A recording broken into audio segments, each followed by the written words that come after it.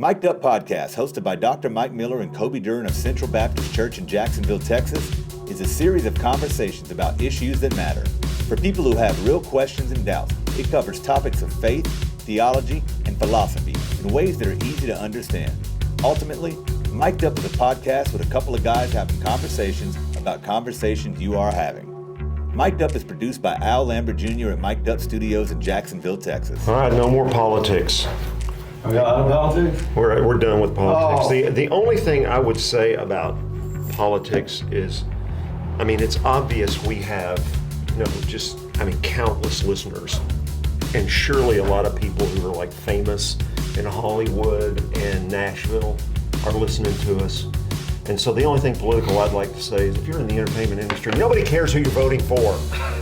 Good grief. Hey, Mike. Kobe.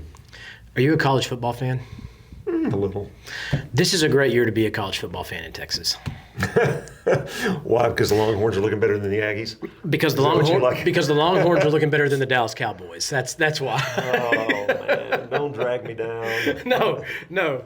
We have in our midst a real, I'm going to say it. I'm going to use a 4-letter word on the podcast. Al, if you need to bleep this out, you can. I'm good. But we have a real turd in our midst. Ooh. Wow, you went strong. I went strong.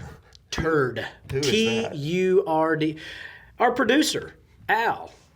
Oh, you do have a point. Shows up Monday after a blowout win, Saints over the Cowboys, with an Alvin Kamara jersey on. Showed up to staff meeting. Staff meeting.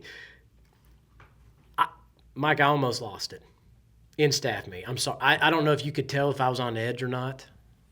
I put something in his personnel file. Good. Yeah, he's on notice. I hope so. We need some sort of plan. You know what's cool?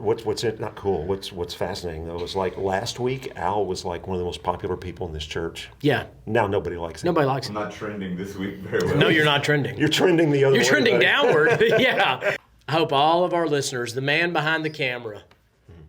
He's also not getting paid this week. Ooh.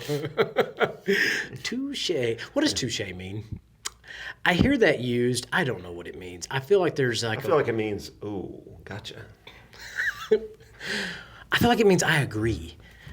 Used as an acknowledgement during a discussion of a good or clever point made at one's expense by another person. So I used it inappropriately because it wasn't at my expense. Right. In fencing, it's used as an acknowledgement of a hit by one's opponent. Touche. That's the way you say it. Are you French? I guess that's a no.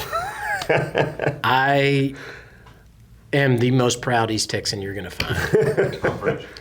It's not that I have a problem with French people. I just don't want to be identified as anything other than East Texan.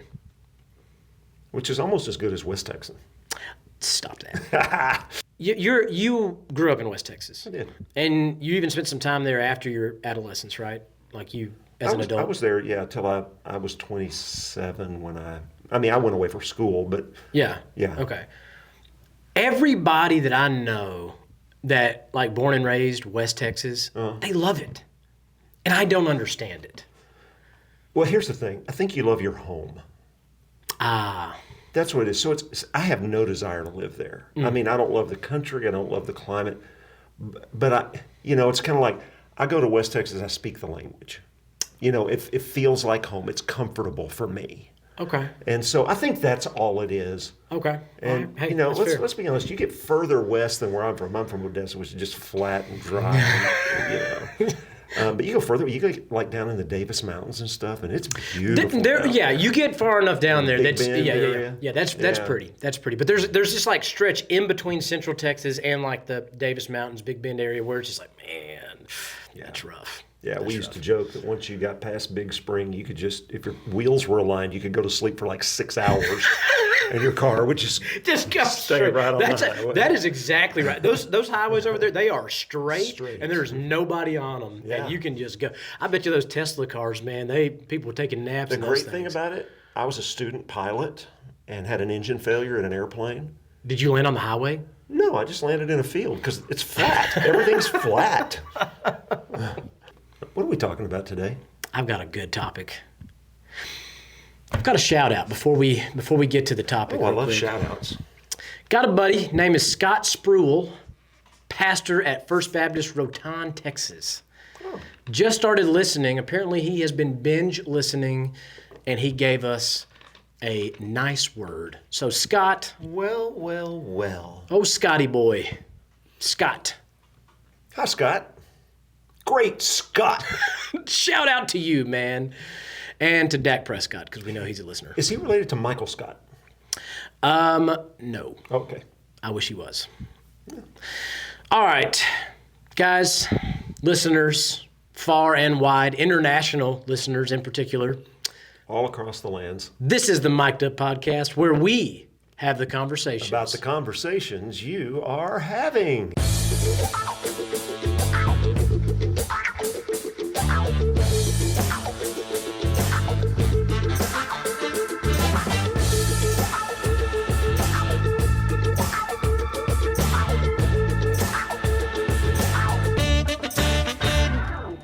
And I've got a topic for us. I always get nervous when you say that.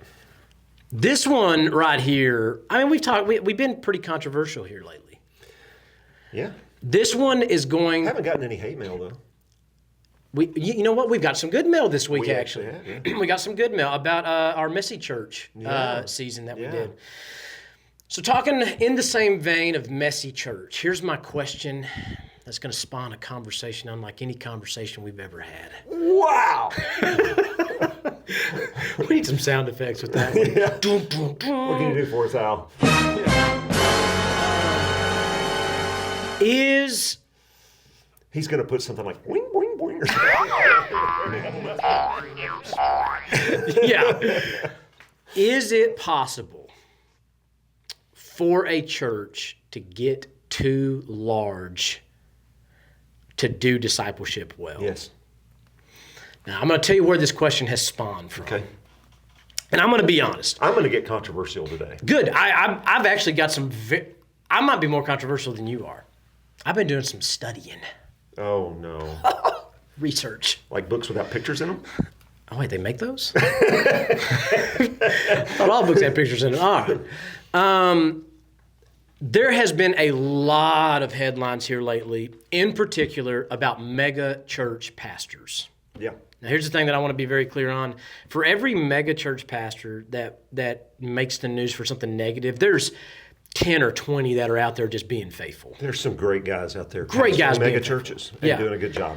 And by the way, the definition of a mega church has changed. Yep. Actually, here recently. Yep. So, like for us here at Central, we're not a mega church, but we have officially moved into We're into the category of very large churches. very large church. Yeah. Yeah. Because what is it? The average church size? I know we talked about this The before. average church size is down to, what is it, like 65. 65. God, 65 or maybe 55 now. man. Yeah. In America. Yeah.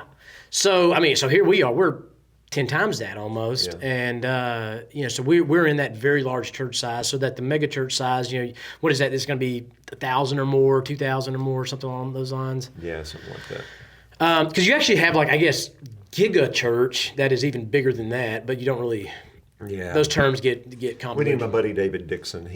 He's all up on all Oh this yeah. stuff. Yeah. I mean, I was at his church for a baptism not too long ago. Good dude. He's a terrific guy. So our, mega churches are they're getting a lot of flack right now in the Christian media, which by the way, I'm just going to go ahead and say that I don't like the Christian media that pretends to be a TMZ version of Christianity. Like I don't value it. I don't have any time for it. If you're doing that, if your job is just to gossip and slander the bride of Christ, stop it. Like that's my particular word on that. However, there still is this, in the secular media and in the Christian media, mega churches are getting a bad rap. It's just kind of got me thinking, is it possible for churches to get too large to do discipleship well? You say yes. Let's hear the initial thoughts, and we'll see kind of how this conversation goes. Well, this all goes back to theology, and the branch of theology that deals with the church is what we call ecclesiology. Got it. And I think my conviction is that the branch of theology at least in America, and I will say at least in the evangelical church, the branch of the theology that is the least understood, the most poorly applied, and really the biggest mess out there is ecclesiology. Yeah. I think this is where we struggle the most. We struggle with all kinds of things. What is a church? What is discipleship? What is the mission of the church? We struggle with what is a pastor? What are the qualifications of a pastor? How do we, select our pastors? Preaching. What is preaching? What is discipleship? And I think we're just a mess. And I think we're a mess because we have become so pragmatic that what we're going to do in a lot of ways is we become consumeristic. Okay. And what we're doing is, instead of looking at how do we take the Bible and do what the Bible says most effectively, what we're doing is saying, how can we get bigger? How can we have more stuff?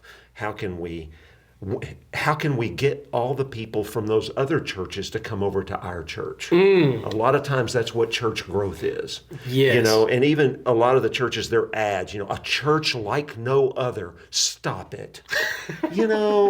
If you tell me you're a church like no other, you actually haven't said something positive.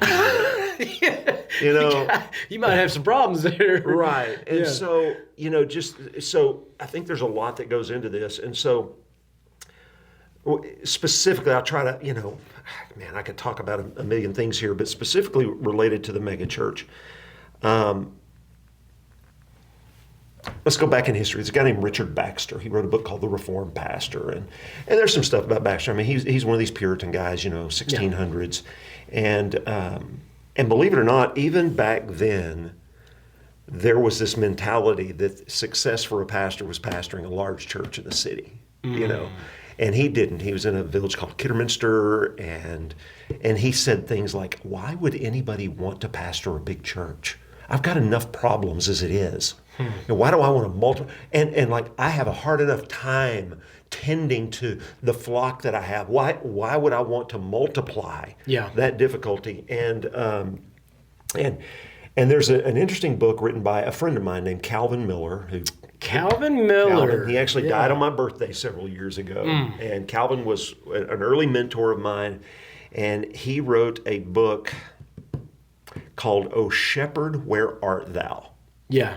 Just to put a little bit of context, I mean, you're probably being pretty humble about this relationship. You go to a Baptist seminary, Calvin Miller is the Prince of Preaching. I mean, you're probably reading a Calvin Miller book at some point in your seminary experience. If you're not, your professors have failed you. I mean, he's actually published. I mean, he has like 50 books published. Some of them are poetry, some of them are fiction, but he's got a lot of stuff on preaching, pastoral ministry. And when it's a little bitty book, I recommend this to every pastor. It's called O Shepherd, Where Art Thou? Okay. And I've never read a book like it. So what it does is it's got, like on the left side of the page, it's a parable. Okay. On the left side of the page, it's the parable. On the right side of the page is, or I may have it reversed. It's these ancient writings. But it tells us, it's a parable about this pastor who doesn't want to be a mini pastor. He wants to be a mega pastor. Okay. And so like he's concerned about the kind of car he drives, how big his church is. He spends all his time on the golf course. Hence the O Shepherd, Where Art Thou? And he meets a guy named Baxter. And as it turns out, at the end of the book, this is Richard Baxter. Yeah. And who just really talks to him about, think about what you're doing. Why are you trying to be this kind of person? You need to go to the hospital. Well, I don't have time to the hospital. I'm making connections on the golf course that's really going to help our church, and help me get to a bigger church and that kind of thing. And I think it really encapsulates just this sort of mindset that bigger is better. I mean, it's a very... Well, I don't know. I get you may see this all over. I think you actually do see it all over the world. But I think we look at success. A successful pastor is a pastor that pastors a large church. Yes. Yeah. And I'll just say right now that my hero pastors are guys that are bivocational. They're out there working a full-time secular job, and then they're visiting hospitals and writing sermons and all that. Yeah, I agree. But to bring all of this around, I want to be careful how I say this. I think there are some mega churches doing some really good work out there. Yep. But I don't think the mega church is the ideal. Yeah. And I think that for a lot of reasons. And one of the reasons is how can you really do effective discipleship? For example, when I was working on a degree at Southern Seminary, it was one of these where I didn't have to live there, so I would travel. And a couple times I had to be there over the weekend, and it was in Louisville, Kentucky. And there is one of the largest churches in America there, Southeast Christian Church. Okay. And so a bunch of us students were like, hey, man, let's go check that. We'd never been to a megachurch before, so Yeah. let's go check it out. So we went. I actually went twice. The first time I went, they were averaging a little over 13,000 in worship. Okay. The second time I went, they were averaging over 18,000 in worship. Wow. And so they published their numbers, and like last Sunday, we had 18,000 so many hundred in worship. We had 3,500 in small groups. Yeah. What that just told me is that 15 of those 18,000 are showing up on Sunday. Yeah. And let me tell you, you show up on Sunday, and they're not all, I mean, they have multiple services, but this was like walking into like a sports arena or a concert arena. There was 18, escalators sure, everywhere and very professional. And by the way, it wasn't a terrible experience. In fact, it was an enjoyable experience. But you walk in, you go home, you've done church, no discipleship is happening.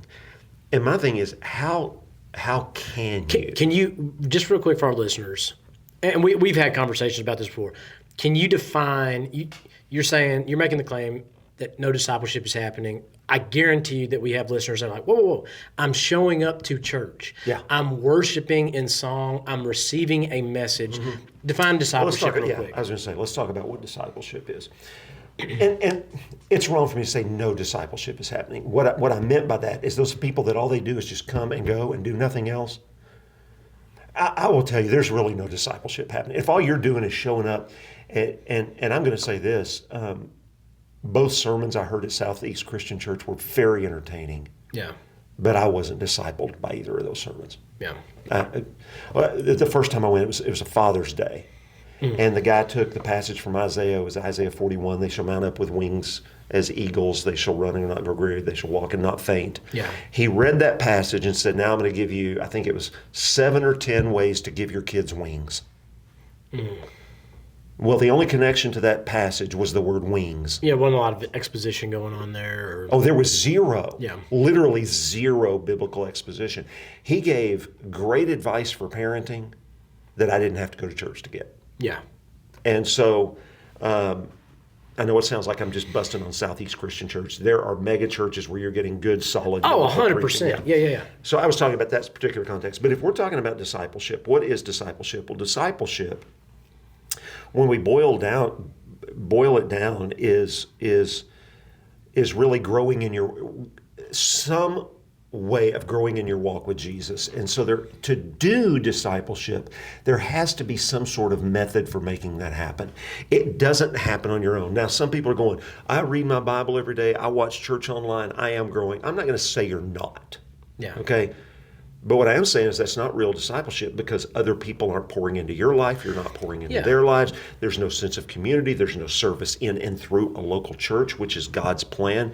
And so discipleship is, in its most basic terms, is just growing in your walk with the Lord. So and two components to that is first growing in your knowledge of Scripture, but then growing in your application of that knowledge of Scripture. Yeah. Jesus said, you're to make disciples of all nations, baptizing them in the name of the Father, Son, and the Holy Spirit, and teaching them to obey everything I've commanded. Yeah. So we have to teach what He commanded, then we have to teach to obey what He commanded. So Right. that's discipleship, and this happens in the context of the local church with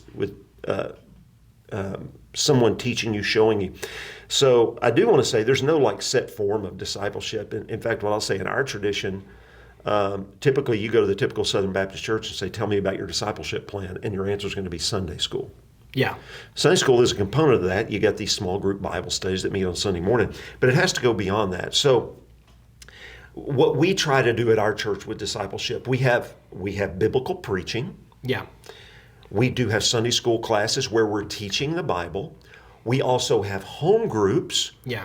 Where we're teaching the Bible, but we're also, it's very discussion-based, where the home groups are even smaller than the Sunday school classes, where what we're doing is, instead of just, here's how we are to apply this passage to your life, it's more like, hey, Mike Miller, how am I supposed to apply it to my life? Right. And how are you supposed to do this, Kobe? And we do it together. We do it together. Yeah. And then we have these intentional relationships. Like I have a group of guys I meet with every Thursday morning at 6 a.m. There are also people that I'm very intentional about spending time with. I've got people who are mentors to me. I've got a group of pastors. And so it's this fully orbed lifestyle that is multi-layered and multifaceted.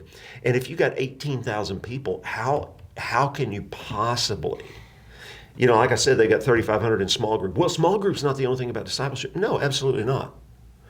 But how many of those 18,500 people, let's say, how many of those 18,500 people are, in addition to going to church on Sunday morning, in some sort of Bible study, in some sort of group of friends that is intentionally and helping everyone grow, and in these mentor and disciple relationships. Yeah, I mean, like, in our home group, like we meet every other week. Mm-hmm. We have 3 pieces of homework that we are working on between, we met Sunday. We're going to meet again 2 Sundays from now. We got 3 pieces of homework that we are working on together. And when I say homework, I'm not talking about like going and studying stuff. I'm talking about like enhancing our prayer life, enhancing our.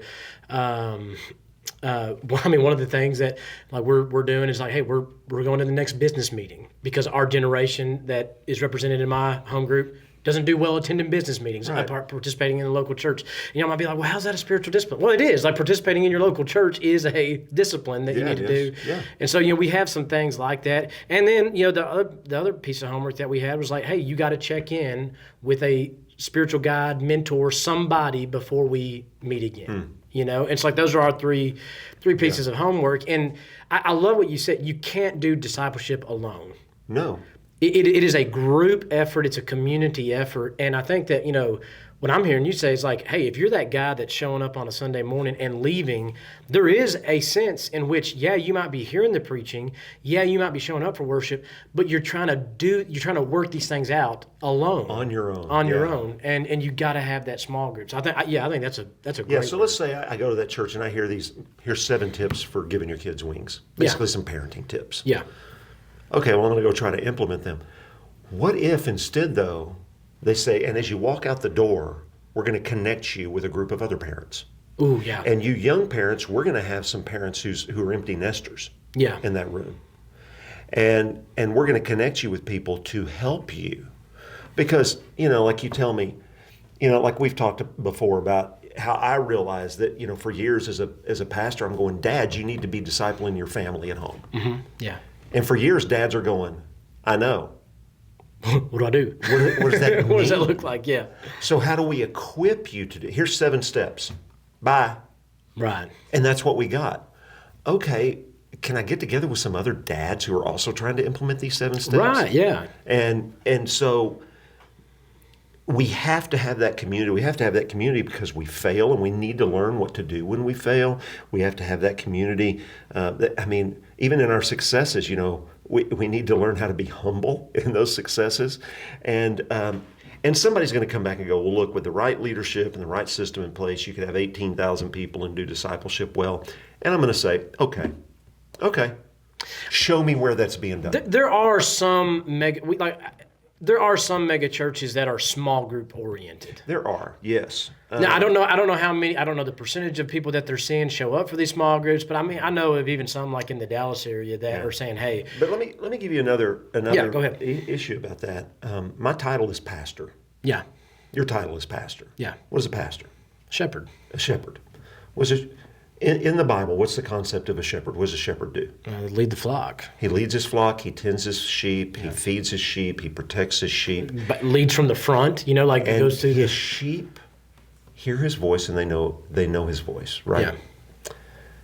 So just give you an example. In a city we used to live, we had some neighbors that we became good friends with, but they went to a mega church. Yeah.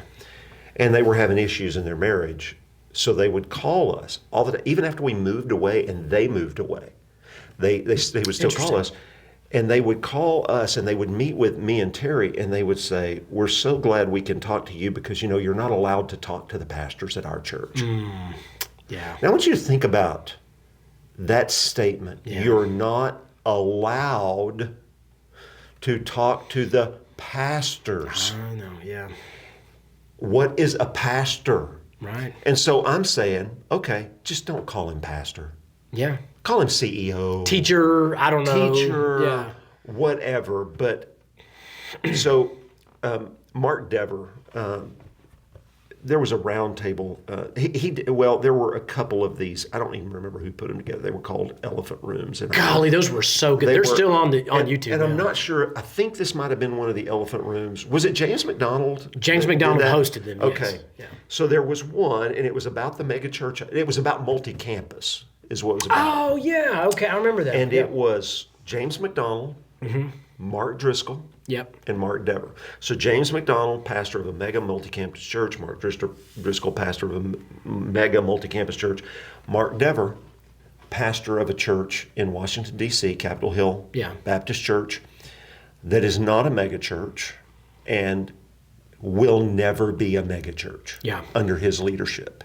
He's been there, I think, over 30 years now. I don't know how long Dever's been. Yeah. He's the guy that founded the Nine Marks ministry and, has written a lot of books and just does. Got a lot of influence. He does. He has a lot of influence. And so what they were doing is talking about, you have so much influence, you need to grow your church bigger, you need to plant other campuses where you're on the screen, being the preacher, and you need to multiply yourself out there and reach as many people as you can. And he said, no, he said, for one thing, is if I'm on the screen, I'm not pastoring anybody. Right. I don't know those people. They don't know me. How can I preach to them? When I preach at Central, I know the people. I can make the application that applies to the people in the room. I can speak at the level I need to for the people in the room. I can communicate in the language of the people in the room. And anyway, they were just mocking him. I mean, they were mocking him because of his little church and his little mentality. And by the way, what Dever does is, I think, and I could be wrong, I think he said his plan is for his church never to grow over 800. I think, And so what they do is when they start growing, he's all the time mentoring new pastors.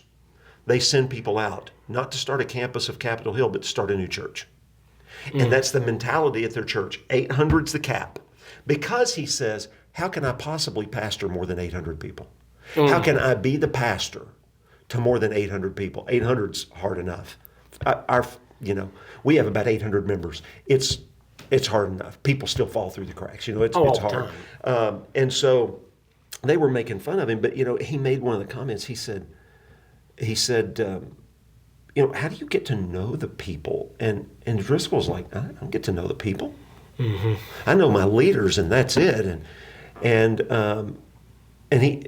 Dever talked about, like talking to people before church, and Driscoll's like, I'm the man on the stage. I hang around backstage. I come out, I preach, I go backstage. I don't want to be around people. Well, I think it's interesting. They were mocking Mark Dever. Yeah. He's the only one still in ministry. Well, Driscoll's back in ministry. He went and started another church, but both of those guys, their churches imploded and they lost their ministries. Yeah. And where's Dever? He's still up there in Washington, D.C., pastoring Capitol Hill Baptist Church and being faithful and doing a great job. And so, just this whole idea, can I really pastor that many people? Anybody in our church right now who's in crisis, well, for one thing, they all have my cell phone number. Right. But for another thing, they can call the church office and say, I need an appointment with Mike. You know what? They get an appointment with Mike.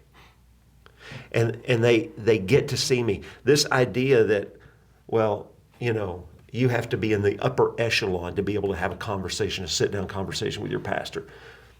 That's just a problem. So I do have theological issues based on real discipleship, based on what pastoral ministry is, based on what community is. Now, even in a church our size, the real community takes great place in our small groups.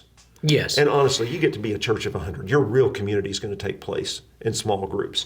That's why, when you look at when churches sometimes grow to the point they have to add another service, like do 2 services on Sunday morning, people go, well, I'm not going to know everybody. And the response is, do you know everybody now? Yeah.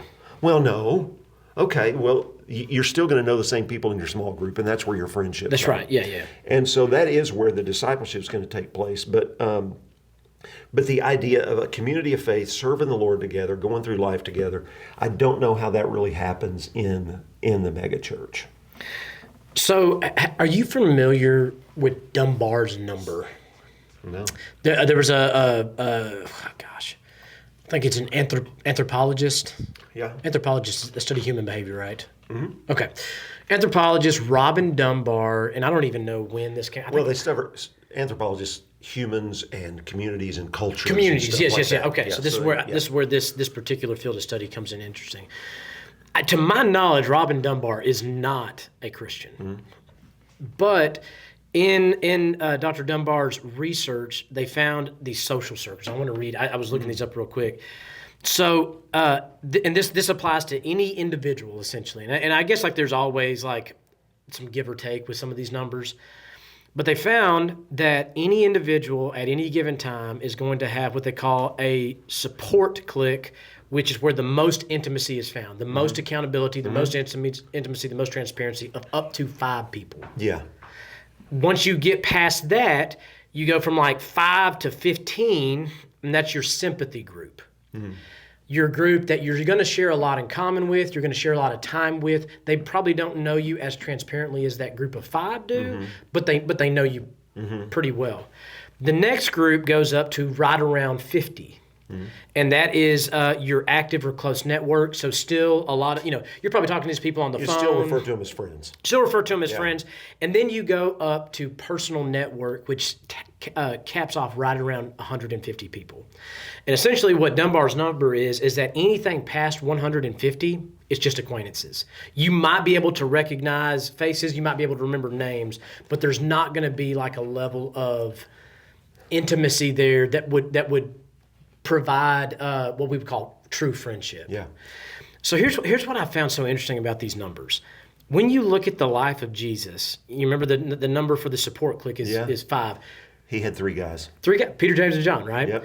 To explain that real quick, just for our listeners who may not be familiar with that relationship in particular. Well, so Jesus had these 12 disciples, but there were 3 guys, Peter, James, and John, that you see multiple times. Jesus is going to go get alone, and he takes those guys. Yeah. Those 3 guys go with on the Mount of Transfiguration. Yeah. It's not everybody that he takes. He doesn't take 12 guys there. And you see him having this closer intimacy with Peter and James and John. There's just something special about that. But then what's the next layer there? So the next layer is a group that's going to be somewhere between 5 and 15. You have the 12, the apostles. Yeah. And then this is where it gets even more interesting. This is where some numbers in Scripture probably don't get highlighted quite as much. Then you have the active or close network, the group of 50. Well, the closest number that we see to that, what was it, 72 that Jesus sends out? He sent out 72, yeah. He sent out 72. Who were those 72, So Yeah. And so, but apparently these were like people very early in Jesus' ministry that chose to follow him, be discipled by him. And then you see another group that he sends out a little bit later in his ministry of, was it like 120? I could be wrong. Sure. But anyways, you see that other number come up. What you do see is in Acts, there's 120 people together. Okay, maybe that's what I'm thinking about. Okay. When the Holy Spirit came in Acts, there were 120. So that's like the first church. Yeah. 120 people. Right. And so so literally you have all of these numbers that kind of line up with Dunbar. Like I said, Robin Dunbar might be a Christian. Robin, if you're listening and you're a Christian, I apologize that I don't know. But, like you have this person that I'm not aware is a Christian, and they come up with these numbers, and they're essentially saying, hey, anything over 150, essentially you're going to have to bring in other leaders to do something with this, because you're now outside of what you can consider your personal network to be. And I'm gonna make a hypothesis here, and I literally, this just came to me right now, so this is probably going to be very easily debunked. So if you're a listener and you want to debunk this, come on. I probably don't believe it either. I don't know. But, like the average church size in America is probably, you said right around 55. I would be willing to bet that the average church in America also only has one person on staff, one pastor. Yep. And based on this number right here, it's like, hey, the close network is 50 people. Yep. And so why is it kind of capped at 55 right now? Because that is the capacity that one staff member has to do discipleship. Well, there's also a guy named Elmer Townsend. His numbers are a little older. They're probably 30 years old, but I bet it's not much different, because he had research about 30 years ago that said on average, the average church member knows by name 67 people they go to church with. Interesting. And that would line up very closely And with like you talk to some people in our church and they're going like, oh no, I know 200 people by name at our church. But you're also going to find people that are going to go, I know about 10. Yeah. So it's the average. So let me ask you this. Would I be presuming correctly if I said that you're probably not going to put a number on what church sizes? Right. Okay. I'm not. And let me also say this. There could be somebody listening and go, I'm in a mega church and I am in some serious discipleship. Great. I'm not saying it's impossible. Yeah. But what I am saying is that it's not the ideal situation. And I would bet that everybody that goes to your mega church, or that a very tiny percentage, because everybody that's at Central is not involved in multiple layers of discipleship. We do have a pretty high percentage. But we have a very high percentage. Like we've got about a 90% that go to Sunday school. And then, our percent that are in small groups on Sundays is really high. And then we've got a bunch, just tons of people in these others. We're not doing it perfectly. So there are also going to be people say, well, I'm in a small church and I'm not getting any discipleship. Listen, there are small churches out there that are failing at discipleship. Yeah. That doesn't mean it can't be done. It just means they're not doing it. Right, yeah. And not everybody's going to. Here's the deal. A lot of times we look and go, well, the church is not doing discipleship. True, but when the church has a system of discipleship, you have a responsibility to take part in it. Yeah, I agree wholeheartedly. I think that there are, and we've already said this multiple times, so we just want to reiterate, because if you are in a megachurch, we don't want you to think that we're against megachurches necessarily. Because I consider John Mark Comer's former church that he left in Portland, where they took very intentional steps. I think they were and I could be way off on these numbers, but I think they were around 2,500 people. Mm-hmm. And they took a 5-year process to essentially ensure that, hey, if you're coming to this church, you will be involved in a very intentional, very deep small group. Yeah. And so I just think that at the mega church level, what you see is hey, if discipleship is going to happen well, you're just going to have to be more intentional about it. Mm-hmm. I think that the smaller the church gets, the more natural it's going to be for discipleship to do. And by the way, like you just said, there are smaller churches who are terrible at discipleship. Yeah. I would say that we have, even as a church, we have taken major leaps and bounds in the last 5 years of trying to get better at discipleship. And by the way, it is hard. Yeah, it's super hard. Yeah, it is hard. It's hard to cast the vision in our culture that doesn't understand discipleship. It's hard to get people involved in it. It's hard to keep it going. It's hard to make it in ways that stick. You're constantly having to reinvent and rethink and redo. And man, it is work. So I have 2 closing questions I want to throw out to you. Okay. Okay, so one of them is for the person who right now, they are not involved in church. They are looking for a church home. They do not have a church home right now. What would be just some general advice in regards to this conversation that you would give that person, and what they maybe ought to look for in a church home when it just comes to church size, discipleship, things like that? Here's a couple of things. First, and this is not everything, but it's going to be the most easy thing to gauge. You've got to have biblical preaching. Okay. And I'm not just talking about a pastor who quotes the Bible. I'm talking about, is he actually preaching? Here's scripture, here's what it says, how to apply it. Is it really biblical preaching? I would also say go to their website, look at their statement of faith, make sure their theology is solid. So that's just a foundational thing. But what I would do is I would evaluate a church I would say, how can I build relationships here that are meaningful for discipleship? Yeah. And a lot of people are saying, well, what kind of programs do you have? Kids, youth. Okay, we've got all the programs and stuff, but if it's not providing meaningful discipleship, right, it's just stuff. Yeah. Okay. And so ask that question. What kind of discipleship opportunities are there for me here? Don't expect the church to just do everything, but are they providing the opportunities that you can get plugged into and do it? Another thing is, what opportunities are there going to be for me to serve the Lord here? Because part of your discipleship is your service. Yeah. And you may go to a church and say, well, and they say, well, what are your spiritual? Well, these are my gifts. And they go, well, we just don't have any place for you here. Well, okay. or they, you may go into a church and, well, everybody's already doing everything that needs to be done, and we don't really need you or whatever. I can't imagine that, but ask, how do I get involved? Yeah. And get real answers to that. Well, here's what you do. Yeah. I had a guy come up to me Sunday after church, said, I want to talk to you. His parents just joined our church. He just finished college, or he's finishing college, but he just moved back here. And he said, these are my gifts. I really want to serve. These are where I've been serving in a church. This is how I want to serve. Who do I talk to? I said, well, you need to talk to this guy. So I shared phone numbers with them, and they had a conversation yesterday. That's cool. Which was Monday. Yeah. About how can I get involved. And of course, first step that our staff member is talking to him with is, well, here's how you become a member. Yeah. And then here's how we ease you in and evaluate your skill level. Because, somebody comes along and goes, I want to play drums. Oh, well, Sunday morning, go sit at the drum. No, hold on. Can you play the drums yet? Yeah. And so, somebody comes into our church and says, well, I want to teach Bible studies. Well, honestly, we're going to get to know you for a while first. Yeah. We want to know your theology. And so... Well, we want to know that you actually have the gift of teaching. In fact, we do. In fact, I would say if you go to a church and they say, well, what do you want to do? Well, I want to teach. Oh, good. We need a teacher in this class. When can you start? Oh, man, That's a red flag. That is a red flag, yep. Because they don't know you. Yeah. And so those are the things I would look at. So the foundation of biblical preaching, good theology, a method of discipleship for you to get plugged into, and a way for you to get plugged into service. Yeah. I think that's great. Okay. So we just addressed the person who is looking for a church. They currently aren't at a church. Yes. Okay.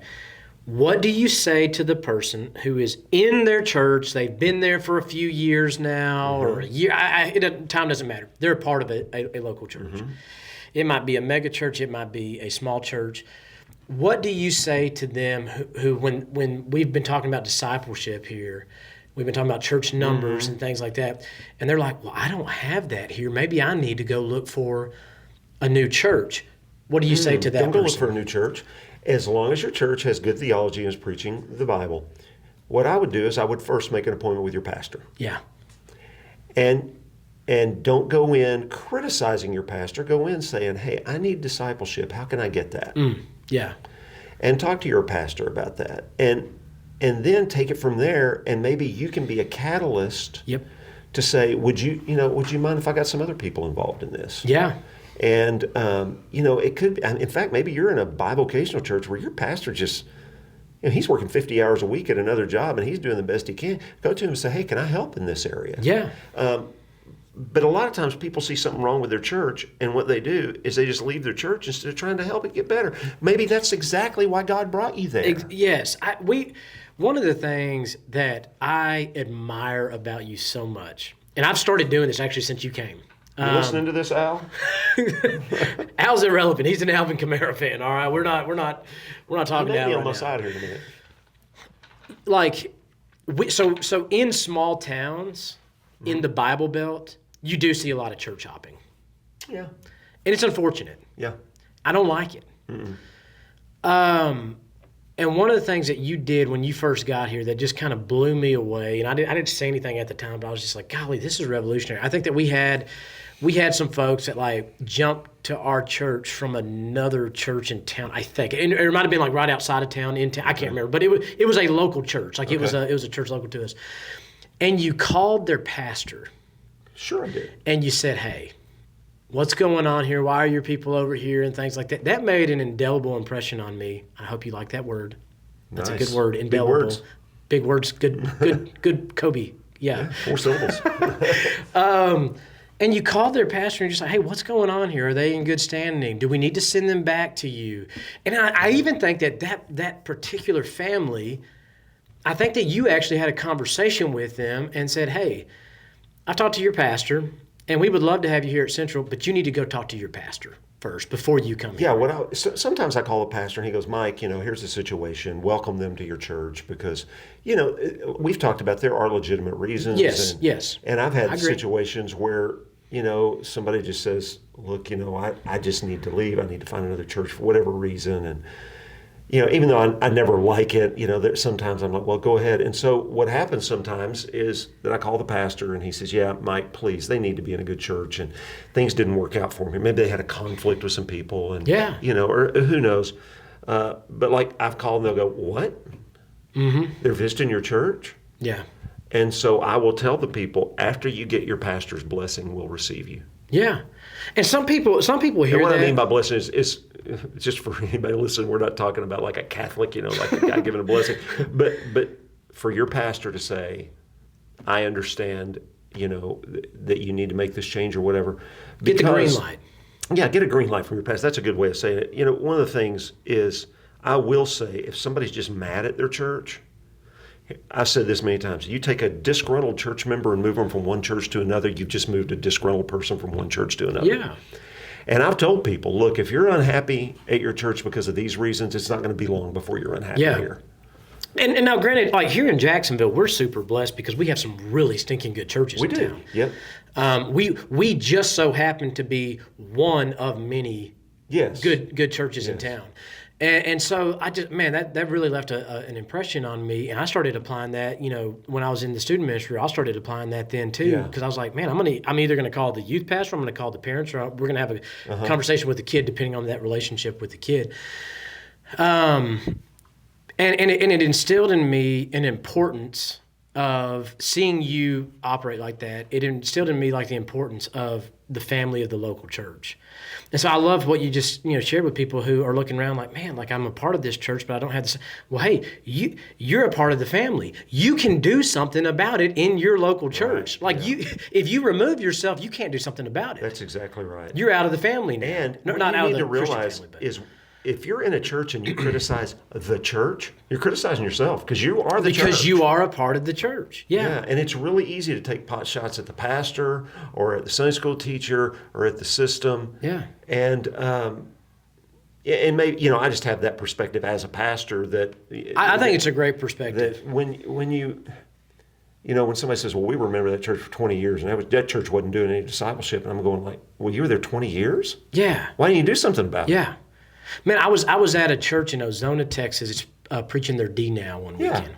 It was a great weekend, and I learned while I was there that a 90-year-old woman in the church looked around and realized that women in the church were not getting discipled well.